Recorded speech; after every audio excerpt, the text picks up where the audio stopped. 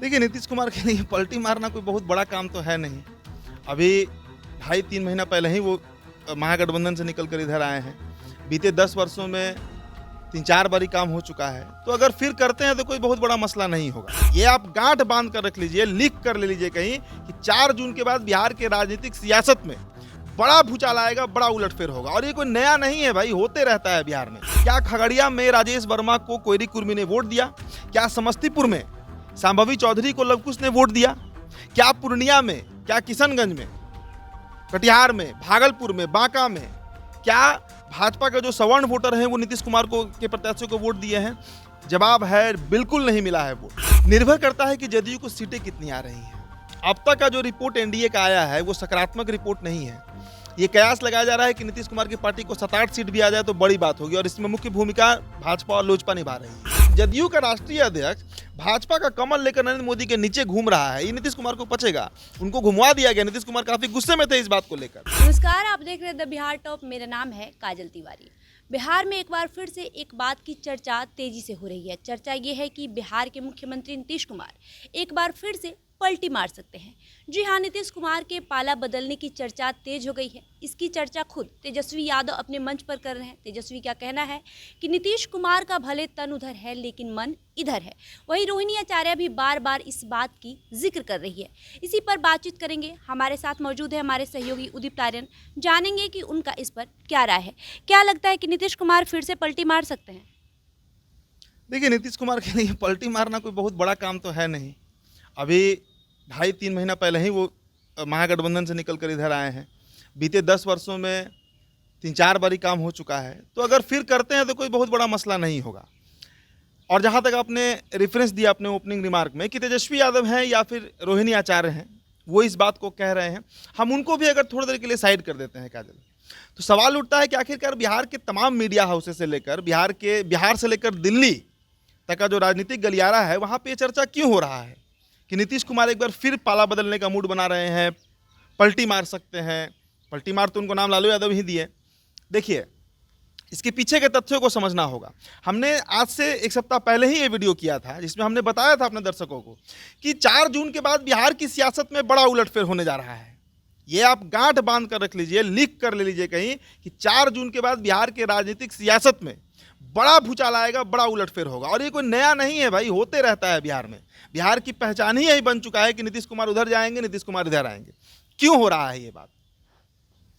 अगर आपसे सवाल किया जाए कि बिहार एनडीए में क्या सब कुछ सही है? क्या चिराग के वोटर जो हैं वो नीतीश के प्रत्याशी को वोट दे रहे हैं? क्या भाजपा के जो वोटर हैं वो नीतीश के प्रत्याशियों को वोट दे रहे हैं? क्या नीतीश के जो वोटर हैं, लवकुश की जो हम चर्चा करते हैं बार बार बिहार में, कोयरी और कुशवाहा की बात करते हैं, कुर्मी की बात करते हैं, क्या वो चिराग के प्रत्याशियों को वोट दे रहे हैं? क्या खगड़िया में राजेश वर्मा को कोयरी कुर्मी ने वोट दिया? क्या समस्तीपुर में शांभवी चौधरी को लवकुश ने वोट दिया? क्या पूर्णिया में, क्या किशनगंज में, कटिहार में, भागलपुर में, बांका में क्या भाजपा के जो सवर्ण वोटर हैं वो नीतीश कुमार के प्रत्याशियों को वोट दिए हैं? जवाब है बिल्कुल नहीं मिला है वोट। और यहीं से सारा खेल खराब हुआ है।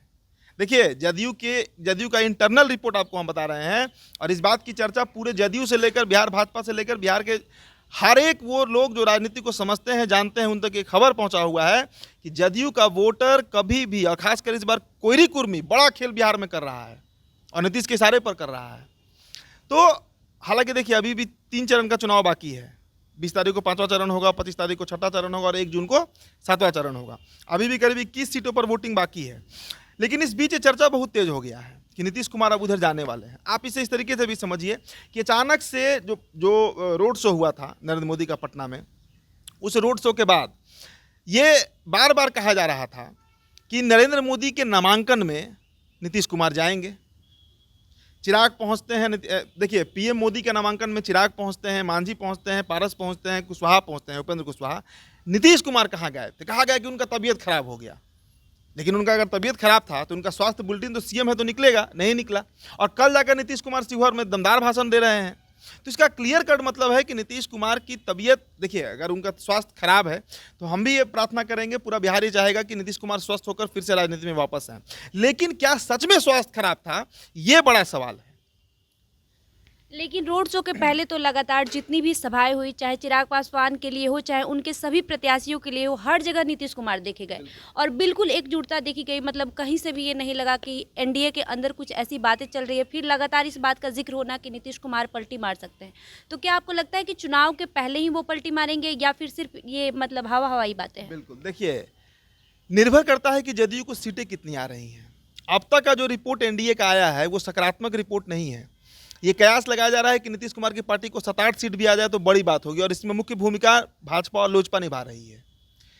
2020 में जिस तरीके से नीतीश कुमार को डैमेज किया गया, उसी फॉर्मूले पर फिर इस बार काम किया जा रहा है, और इस बार नीतीश भी उसी फॉर्मूले पर काम कर रहे हैं कि हम तो अगर डैमेज होंगे तो होंगे, जदयू का सीट अगर कमेगा तो कमेगा, लेकिन लोजपा का भी सीट कम कर देना है।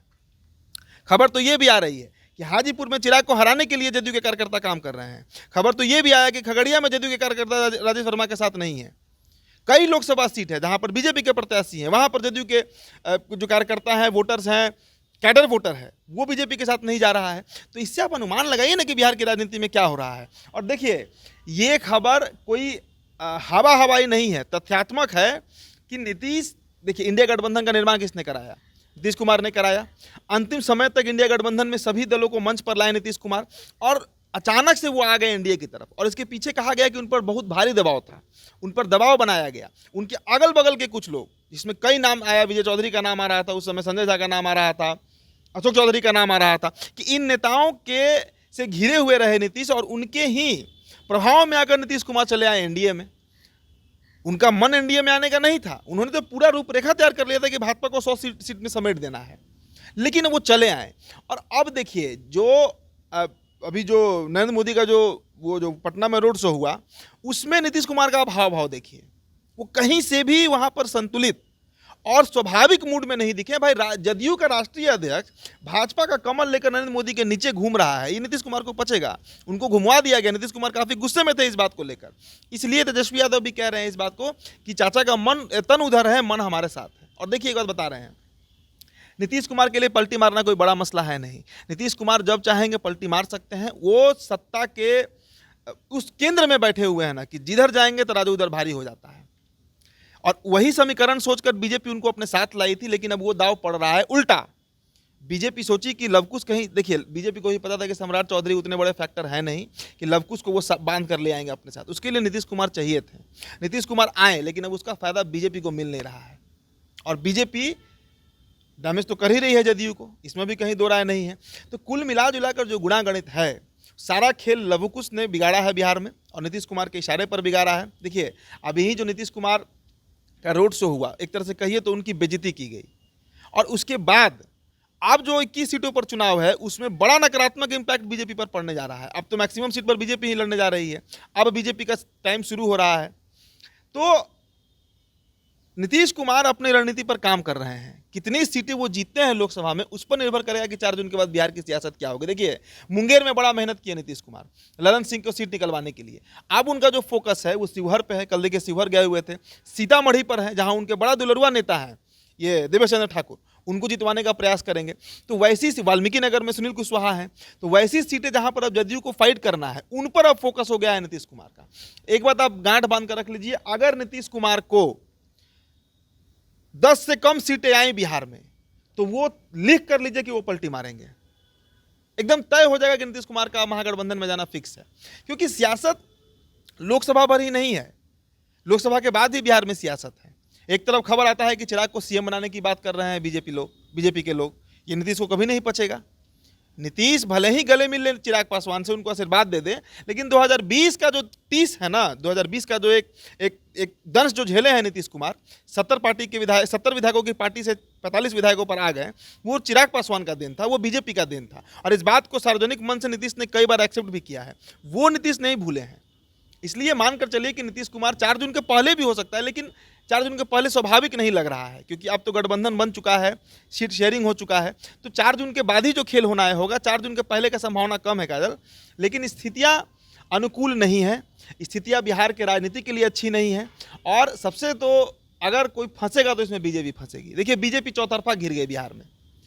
देश में वो कैसा, हालांकि यूपी में भी हालत खराब है भाजपा का, लेकिन अगर बिहार के परिप्रेक्ष्य में बात कीजिए तो बिहार में सबसे बड़ा छीछा लेदर होने जा रहा है। सीट भी कम रहा है, मैंने वैसे वैसे पत्रकारों का विश्लेषण सुना है, जो नाम नहीं रखूंगा उनका कैमरे पर, जो हार्डकोर मतलब संघ पृष्ठभूमि से आते हैं, भाजपाई है, वो बिहार में बीजेपी को, एनडीए को 30 सीट बता रहे हैं। तो अब वास्तविकता लगा लीजिए कि कितना बड़ा नुकसान होने जा रहा है एनडीए और बीजेपी को बिहार में। और उसके बाद अगर नीतीश कुमार पाला बदल लेते हैं तो बिहार में तो बीजेपी का मतलब कहिए कि बेस हिल जाएगा। इस बार तो बेस हिल जाएगा, इतनी खराब स्थिति होने जा रही है बीजेपी की। तो देखिए 4 जून का इंतजार है, बिहार को इंतजार है, हमें इंतजार है, पूरे देश को इंतजार है कि नीतीश कुमार क्या करते हैं। अगर को सीट कमा नीतीश कुमार का, तब तो फिर बड़ा मुश्किल होगा। और ये भी खबर है कि इस बार तेजस्वी सीएम बन सकते हैं।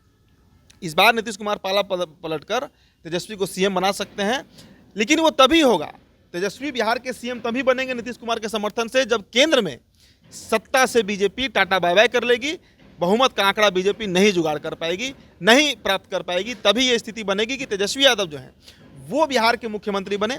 लेकिन अगर बहुमत पा ली बीजेपी, तब देखिए क्या होता है। अभी तो सब कुछ गैस पर ही है, सब कुछ का आकलन ही लगाया जा रहा है। लेकिन नीतीश कुमार का मन तो डोल गया है। नीतीश कुमार भांप लिए हैं कि उनके साथ बड़ा धोखा किया गया, बीजेपी और लोजपा ने मिलकर उनको ठग लिया है। बिहार में उनको नुकसान पहुंचाने के लिए और खुद के फायदे के लिए एनडीए में उनको लाया गया था।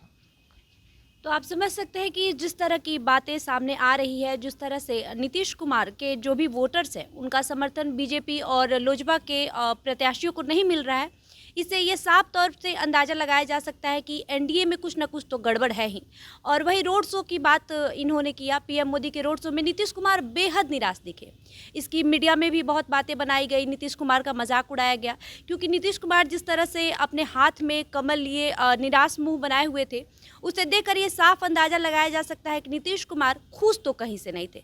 बहरहाल अभी चुनाव हो रहा है, 4 चरण का चुनाव हो चुका है, 3 चरण का मतदान होना अभी बाकी है, अभी रिजल्ट आना भी बाकी है। उसके बाद देखा जाएगा कि क्या सच में नीतीश कुमार पलटी मारेंगे या ये बातें सिर्फ हवा हवाई है। हालांकि आपका इस डिस्कशन पर क्या कहना है, हमें कमेंट करके ज़रूर बताएं। धन्यवाद।